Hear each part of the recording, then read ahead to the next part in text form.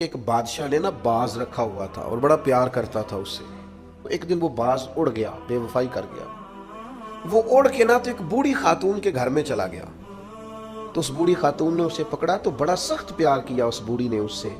اس نے کینچی پکڑی یا کوئی ایسا آلہ جس سے تو سارے اس کے ناخن کاٹ دیے. پھر اس نے اس کے پر کاٹ ڈالے.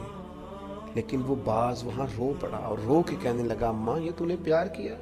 اور پھر امی کہتے ہیں پھر وہ وہاں رویا، رو کے کہنے لگا کاش کبھی میرا مالک مجھے مل جائے نا. فرماتے ہیں بادشاہ ڈھونڈتا ڈھونڈتا آ گیا، اور جب گلی سے اس بادشاہ نے ڈھونڈتے ڈھونڈتے گزرا تو اس کی آواز اس باز نے سنی تو وہ چیخا.